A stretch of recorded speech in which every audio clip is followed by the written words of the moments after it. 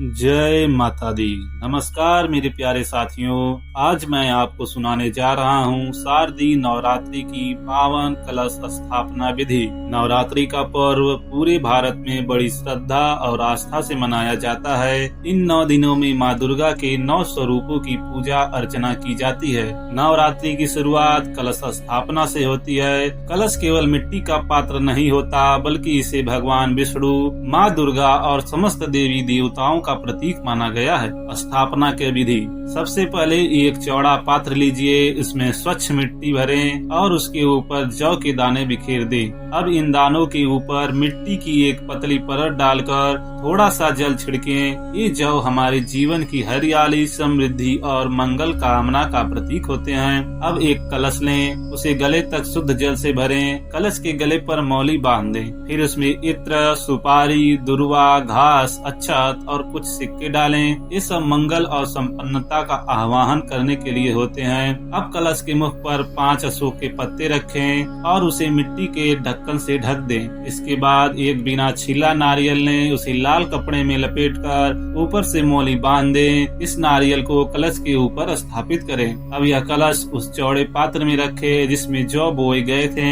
यही है आपका घट स्थापना का स्वरूप। अब माँ दुर्गा का ध्यान करें और उनसे प्रार्थना करें, हे माँ अम्बे, कृपा करके आप 9 दिनों तक इस कलश में निवास करें और हम पर अपनी कृपा दृष्टि बनाए रखें। इसके बाद देसी घी का दीपक जलाकर कलश की आरती करें। आरती के बाद कलश को धूप अर्पित करें, उस पर पुष्प, अक्षत और सुगंध चढ़ाएं। तत्पश्चात नैवेद्य स्वरूप मिष्ठान और फल अर्पित करें। इस प्रकार कलश स्थापना की विधि संपूर्ण होती है। जब घर में भक्ति भाव से कलश स्थापित होता है तो माना जाता है कि माँ दुर्गा स्वयं उस घर में पधारती हैं और वहाँ सुख, शांति, समृद्धि और मंगल की वर्षा करती हैं। आइए इस पावन अवसर पर हम सब मिलकर माँ दुर्गा से प्रार्थना करें कि वे हमें शक्ति, बुद्धि, साहस और स्वास्थ्य प्रदान करें।